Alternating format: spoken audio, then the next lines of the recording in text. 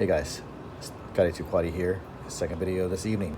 What you're looking at here is my first DJI system. I got the goggles when they were on sale for the Father's Day special this year, 2020, for $407, and ordered the HGLRC 132 Sector, or Sector 132, from Banggood, and I was not expecting that to come in until a couple weeks. I've seen a lot of videos on this particular quad. There's so many different variants of this setup, of this model. It's ridiculous, but I went ahead and got it because I got a really good deal on it, and it's the first one, and I did want to get it with the Air Unit, not the Vista, for a couple of reasons. As you can see, this is the Air Unit, which has the SD card slot on the side, so it will record high quality HD footage, and a couple reasons I did that for the first one. I've heard some stories about the Caddx Vista overheating if you leave the battery in too long. Obviously it does not have the onboard video as well, and just the I guess the weight of it is more of an advantage on the Vista side.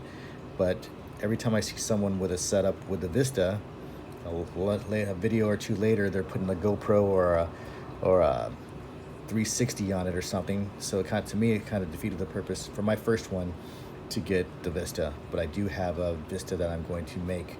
I've already bought the parts for it, and that's coming in later. But anyway, yeah, there's a lot of different variants of this without the Caddx Vista or the DJI Unit. I just so happen to get the DJI Unit, and also with the R9M receiver. So this is going to be a long-range setup, semi-long range. I don't plan on taking it more than a mile. If it gets that far, that's great. But I do have some concerns, and I will stress those right now because I feel that this is really not an out-of-the-box flyer, and there's a few reasons for that.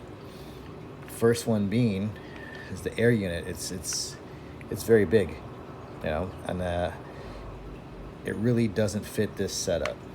So I was hoping to avoid having to get another frame for it.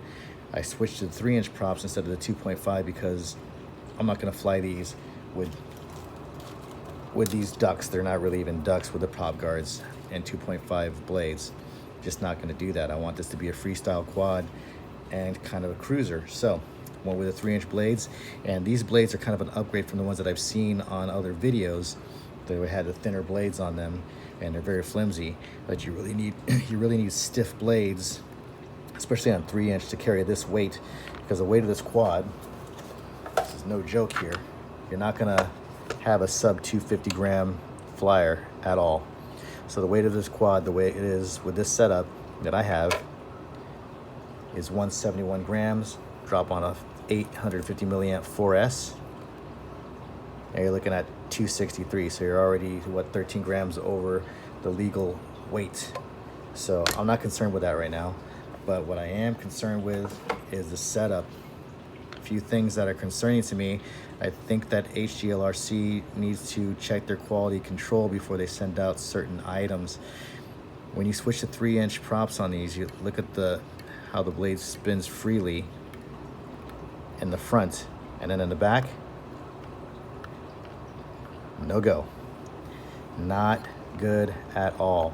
And I've seen other videos where they said, oh, well, you can just kind of wiggle the Air Unit around. And for me, that does not happen to be the case, because even if I can wiggle the Air Unit around, I'm still hitting the 3D printed mount. Okay, and I have a 3D printer in the background. I could probably print my own mount, but I don't want it to be on top. What I'm probably going to wind up doing is taking a file to the side of this and shaving down the TPU on the side so that it fits, so that the blades spin a little freely.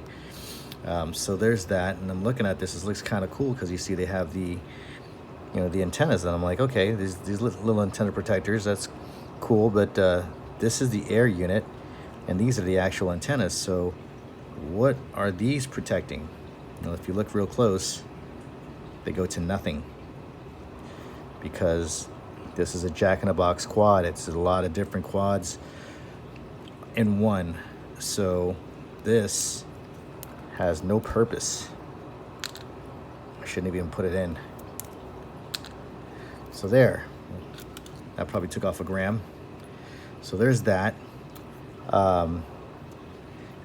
Looking at where the R9M is, the antenna, is it just me, or can you see an accident in the making? Well, I'll be looking at another R9M antenna if I don't position that antenna a little better. So I'm gonna automatically wind up bending these down and maybe either zip tying them to the sides over here or figuring out another place to put the R9M unit, because that's going to be a blade chopper. I mean, this is stuff you need to think about before purchasing, and don't do what I did, right? But anyway, what I do like about this particular HGLRC 132 sector, the ones that I want to call them like V1s that came out, the board had a 12 amp ESC. This one, this is a beast. It has a 35 amp ESC. And that is the bigger reason why I got this, the big reason why I got this one over the, was it Ishin VisiWhoop? I was going to get that. I could have got it for $50 less, but a 35 amp ESC was very attractive to me. What I'm going to probably wind up doing, I'm going to run this as I can and see how long these motors last. But eventually I'll switch out the frame, put some 1507 motors on it, and run this either 5 or 6S with that 35 amp ESC, and this sucker's going to scream. I'm not sure about the vibrations, of course, but yeah, it's going to be a beast at that point. But for now, it's going to be my long-range cruiser. I've got to do some alterations with it and figure out even how to get everything situated. I'm going to have to register the goggles first, right? And then you have to register your air unit with the goggles, or pair them together, and figure out how to get my R9 to work the way that it should. So I don't know if it'll be working or in the air this weekend, but it will be. And I hope to get some pretty stellar killer flight footage like some of my friends in Inland Empire FPV. They showed me theirs. Most of the guys are running with DJI goggles, and just the footage that they have, it's insane. So I think moving forward, I've made my last purchases with analog for now. I'm going to be concentrating on the digital side of things for me, because I'm not going to be a racer. I just want to fly, freestyle by myself or with some friends. I'm not going to race anybody, and this is a good system to me. So with that said, I hope you guys have a great evening. I will keep you posted on how things go with this build, because I have to change things around, and hopefully get that made in flight in the next couple weeks. So hope you guys enjoyed. HGLRC, if you're listening, please pay attention to your quality control when you're sending things out. That's all I ask.